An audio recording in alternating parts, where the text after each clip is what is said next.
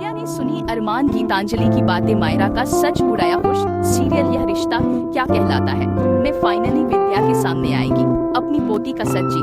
हाँ दोस्तों, सीरियल में आने वाला है तूफान। एक तरफ जहां पर शादी की तैयारी शुरू हो चुकी है और सब डेस्टिनेशन वेडिंग के लिए कुंभलगढ़ पहुंच चुके, अभीरा को पता चलता है कि पुलिस इंस्पेक्टर से कि उसकी बेटी शायद कभी भी लौटकर नहीं आएगी, क्योंकि वह शायद जिंदा ही ना हो। इस बात से अभीरा बुरी तरह से टूट जाती है। वहीं पर मेरा और अभीरा का फिर से वही आमना सामना होता है और यह आमना सामना गीतांजलि को बुरी तरह से डरा देता है और उसे लग रहा होता है कि वह अपनी बेटी को खोएगी और इस डर के मारे वह अरमान को बार बार वहां से चले जाने के लिए कहती है और अरमान कहता है कि मुझे यहाँ से जाने की परमिशन नहीं है, लेकिन गीतांजलि कहती कि अगर आप हमारे साथ नहीं चल सकते हैं तो मुझे तो यहाँ से जाना ही पड़ेगा।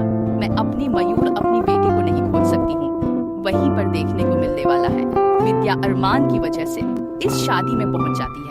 फंक्शन होता है, संगीत का दिल बुरी तरह से टूट चुका है और हर जगह उसे अब अपनी पीयू की ही दिखाई दे रही होती है और इसी वजह से वह अब मेरा के अंदर अपनी बेटी को ढूंढ रही होती है, जो गीतांजलि से बर्दाश्त नहीं होता और वह अभी पर ही चिल्ला देता और कहती है कि आपको मेरी बेटी पर हक जाता आने का कोई हक नहीं है, आपसे दूर नहीं है, अपनी बेटी मेरी बेटी है, ढूंढने की कोशिश मत करिए। और बेचारी अभिराम बहुत ज्यादा परेशान हो जाएगी। वहीं पर देखने को मिलता है कि विद्या की एंट्री होती है, वह यह शादी सिर्फ रोकने के लिए वहां पर पहुंचती है, क्योंकि वह यह शादी नहीं होने देना चाहती।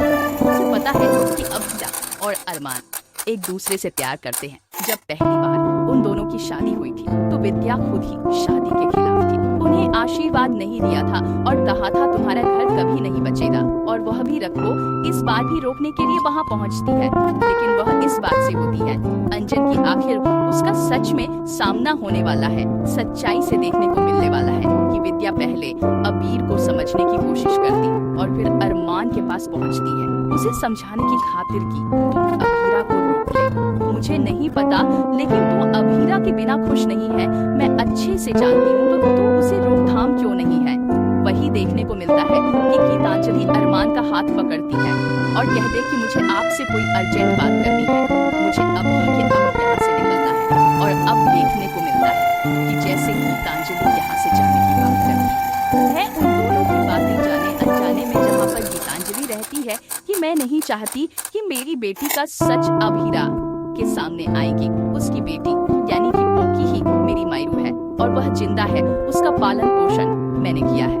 अरमान, आज अगर आप मेरा साथ नहीं दोगे तो मैं अपनी बच्ची को खो दूंगी हमेशा के लिए और यह मैं बर्दाश्त नहीं कर पाऊंगी। आपको पता है साल से मैं उसे पाल पोस कर बड़ा कर रही हूँ, उसकी माँ मैं हूँ, सब लोग मुझे उसकी माँ समझते हैं, आप मेरा किसी और को नहीं दे सकते हैं। और विद्या हो जाती है शौकजी खान। दोस्तों, आने वाले ट्रैक में देखने को मिलेगा कि फाइनली यहाँ पर विद्या के सामने आ जाएगा सच की उसकी पोती है मायरा और वही है पुक्की, और यह सच तो पूरी कहानी को बदल देगा।